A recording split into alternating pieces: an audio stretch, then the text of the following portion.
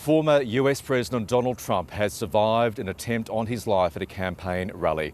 The FBI says it is treating the shooting as an assassination attempt. The gunman has been killed. Investigations continue into a motive. Our reporter Phoebe Hosier was in the crowd when the shots rang out in Butler, Pennsylvania. Thank you. A Donald Trump rally being broadcast to the world. But less than 10 minutes in, take a look at what happened. There were at least 5 gunshots. The Secret Service agents keeping Donald Trump down on the ground for 25 seconds. And in those brief moments, panic and chaos quickly spread. I'm at the Trump rally and somebody just started shooting. Let's get out of here. The former president was then pulled to his feet without his red cap, streaks of blood smeared on his face, before lifting a fist in defiance, mouthing the words "fight" to the cheers of the crowd. On social media, the former president explained he was hit in the upper part of my right ear. I heard a whizzing sound, shots, and immediately felt the bullet ripping through the skin. He was rushed to hospital, but has since been released. One supporter in the crowd was killed and 2 others critically injured. Somebody over there was screaming, he's been shot. So I made my way over. I said, I'm an emergency department physician. Let me help you. The Secret Service released a statement saying they shot dead the male attacker. He fired multiple rounds towards the stage from an elevated position outside of the rally venue. When the gunshots rang out, I was standing not far from here. At first, I was in a state of total disbelief. Moments later, I was crouched on the ground like so many others around me. People were panicked, and that mood quickly turned into one of anger that someone would try to kill their political hero. When it became clear that Donald Trump was okay, chants erupted in celebration of his survival. A chaotic scene. Law enforcement, I believe, acted heroically, quickly identifying and neutralizing the threat. The Trump camp has reassured the public the former president is fine, but this deeply divided nation might take longer to heal. Phoebe Hosier reporting. Bureau Chief Jade Macmillan is on the ground in Butler, Pennsylvania. That attack happened. Jade, this shooting has reopened a chilling chapter of violent attacks on US politicians. How has the nation responded? Well, there is a real sense of shock, Michael, as people right across the country try to grapple with what unfolded here in such terrifying fashion. The US President, Joe Biden, has spoken to Donald Trump and he's condemned this act of violence against him. Take a look at what happened. It's a moment the world will never forget, an assassination attempt on live television. But witness Greg Smith had a unique, chilling view of history unfolding as he watched the gunman climbing onto the roof and then lining up his target. We're pointing at the guy crawling up the roof. And he had a gun, right? He had a rifle. We could clearly see him with a rifle. The police are down there running around on the ground. We're like, hey, man, there's a guy on the roof with a rifle. And the police are like, huh, what? You know, like they didn't know what was going on. He's on top of the roof. Don't go over there. He's on the roof, buddy. He says he tried for several minutes to raise the alarm and couldn't believe Donald Trump was still on stage. I'm pointing at that roof, just standing there like this, and next thing you know, 5 shots ring out. The FBI has named the shooter as 20-year-old Thomas Matthew Crooks. Authorities are still investigating the motive. This evening we had what we're calling an assassination attempt against our former president, Donald Trump. Supporters flocked to Donald Trump's Florida base at Mar-a-Lago, celebrating the news the former president was safe. I saw him put his fist up, that he's still here. God bless him. I don't know if I could have done it. What a brave, courageous man.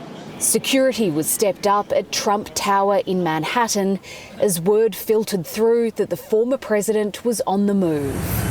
Then, just hours after the attempt on his life, Donald Trump walked down the aircraft stairs, offering a small wave to the cameras. President Biden, meanwhile, has returned to Washington for briefings and has spoken to Mr. Trump. There's no place in after America delivering this condemnation. But the bottom line is that the Trump rally was a rally that he should have been able to be conducted peacefully without any problem. But the idea that there's political violence or violence in America like this is just unheard of. It's just not appropriate. Everybody must condemn it. Everybody. Former presidents have also condemned the assassination attempt. George W. Bush calling it a cowardly attack. Bill Clinton saying he and Hillary were thankful Mr. Trump was safe. And from Barack Obama, we should all be relieved that former President Trump wasn't seriously hurt, and use this moment to recommit ourselves to civility and respect in our politics. In Australia, as in the United States, the essence and the purpose of our democracies is that we can express our views, debate our disagreements and resolve our differences peacefully. Any act of violence is an affront to that. A sentiment uniting an otherwise divided nation. Jade Macmillan, ABC News, Butler, Pennsylvania. Donald Trump is still expected to attend the Republican convention in Wisconsin, where he'll be formally named the nominee. Our correspondent Barbara Miller is in Milwaukee outside the convention venue.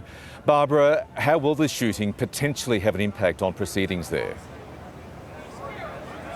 Well, Michael, within hours of what we now understand to have been an assassination attempt on Donald Trump, his campaign and the RNC announced that this convention will go ahead.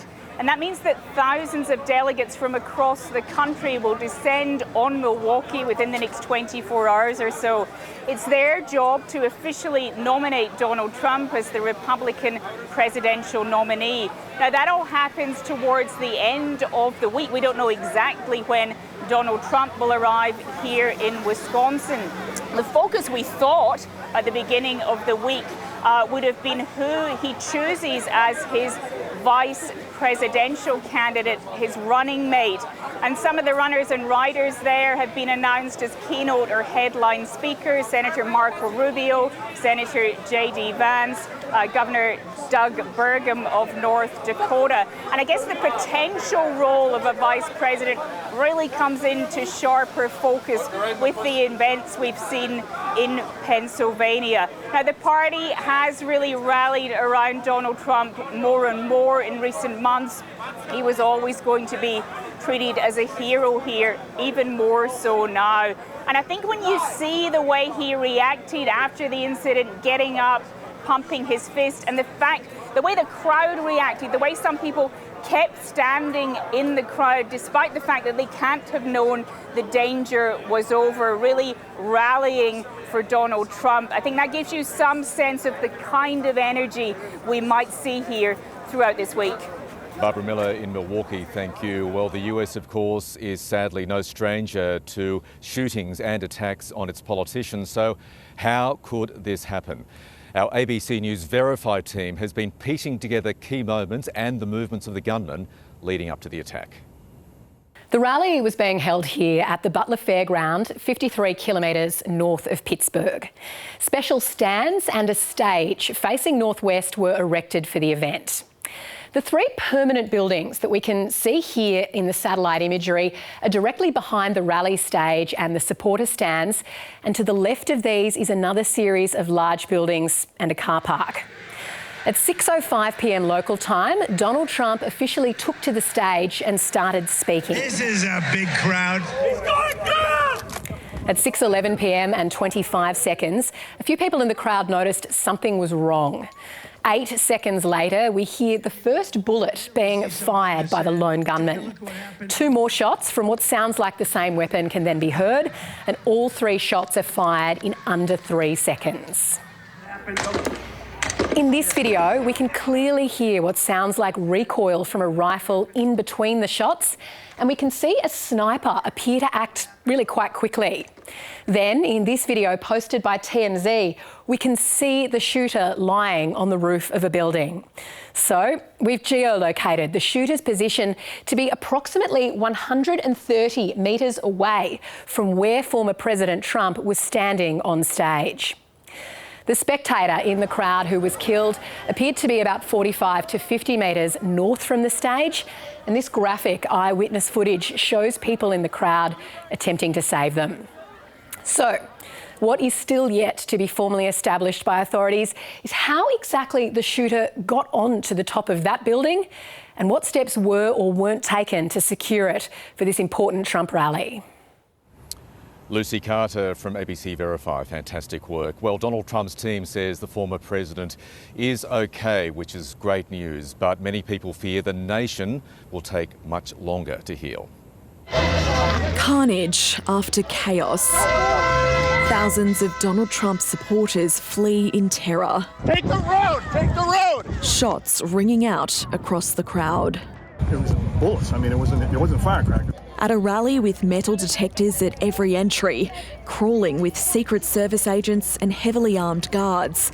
The question being asked around the world is, how did someone manage to fire shots at the former president? The Secret Service, the FBI, and those local, state and federal partners are going to be looking at this with a fine-tooth comb. Take a look at what happened. The shooting has been condemned from all sides of politics. But on the ground are symptoms of a nation already on edge. Let's go, let's go. I can't say for sure who's behind this, but I'll tell you what, it's only going to cause more division in this country. I just really hope that the leadership on both sides can take this as a sign that we need to sort of change the tenor. A University of California study last year found almost 33% of respondents thought violence was usually or always justified to advance political objectives. Almost 14% agreed that the prospect of civil war was a possibility for the United States. The idea that a civil war could start, I would say unlikely. Now, civil unrest is an entirely different kettle of fish. We have to remember this is the United States of America. There are a lot of people with a lot of arms, small arms, that could cause a good deal of chaos. The chaos reopening old wounds in America. This sort of reminds me back in 1981 when I was just 19 years old, when Ronald Reagan had the attempt on his life, assassination attempt. 4 past presidents have been killed in office. No doubt every security agency in the United States will tonight be working to ensure there are no more. Emily Gramens, ABC News, Washington. Let's go back to our US Bureau Chief Jade Macmillan on the ground where the attack happened in Butler, Pennsylvania. Jade, it is impossible to downplay the impact of this shooting on America and the American psyche. How will it play out, in your view, in the weeks and months ahead? Well, this is an incredibly troubling moment for the United States, Michael, at a time when there was already such deep division in US politics and society. This will have an enormous impact on November's election. At the very least, you'd expect that those images of Donald Trump on stage with his fist in the air, blood on his face, will come to define his election bid. Now, the President, Joe Biden, has called for calm. He's urged the country to come together. But while authorities haven't revealed any information about a possible motive of the gunman, some Republicans are blaming Democrats, they say, for the rhetoric that has been used in relation to Donald Trump in what has been a very bitter campaign. So while Americans might be united in their shock, might be united in their condemnation of what has happened, these tensions could only escalate less than 4 months out from the election. Jade Macmillan in Butler, Pennsylvania, thank you very much. That's where we leave our special coverage from Washington, DC. This shooting has upended what was already, of course, such a volatile US election campaign.